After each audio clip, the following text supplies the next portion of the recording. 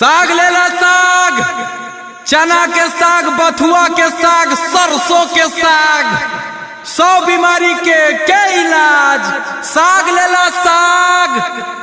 आये देवर जी, तोहर साग आ तोहर मिजाज दोनों हरियर लागो है। हाँ भौजी, इस साग बेचते बेचते ना हाँ। हमरो मिजाज हरिया गया है। अच्छा छोड़िए सब भौजी, दीजिए और लीजिए। अरे का? अरे भौजी, हम कहनी ना हाँ हाँ पैसा दीजिए और साग लीजिए। हाँ दीजिए दीजिए।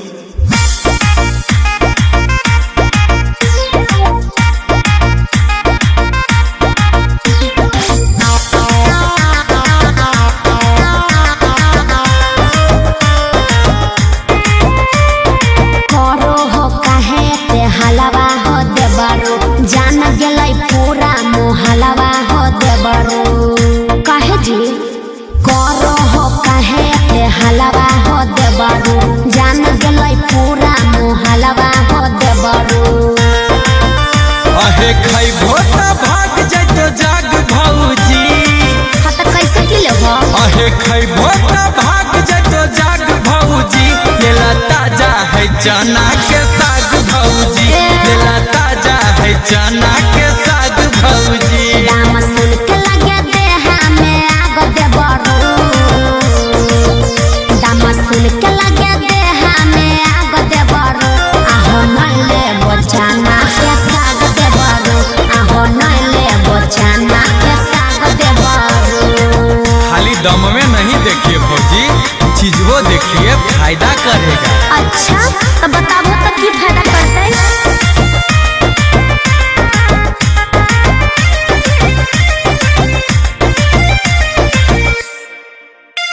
कमरिया भौजी कमरिया, अहे दर्द ना कर तो कमरिया।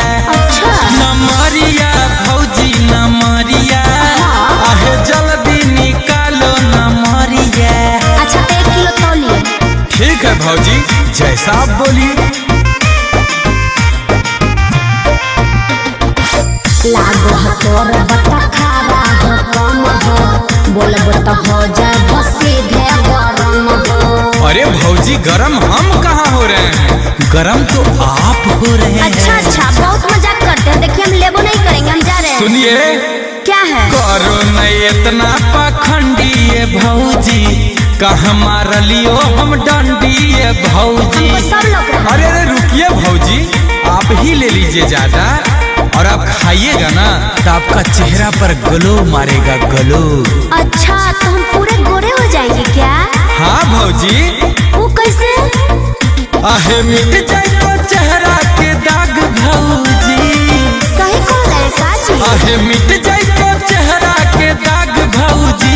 लेला ताजा है चना के साग भौजी। अच्छा। लेला ताजा है चना के साग भौजी। अच्छा ये भी बताइए कि साग में क्या क्या पाया जाता है?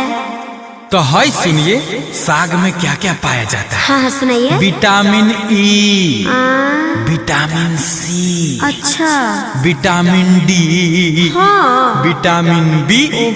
एकरा में हाँ। विटामिन ही विटामिन है भौजी। बेचो हो साग की तो बेचो हो दवाई, करो हो देबरू तना बड़ाई। अरे बताओ बड़ी चालू बुझाओ तू। कर तो सर बड़ी तगड़ा है भौजी। अच्छा भैया से हो तो नहीं झगड़ा है भौजी। ढेर बहसबा हो, अपना मौगी से न मजाक करबा हो। अमन गुंजन के बड़ी है दिमाग भौजी।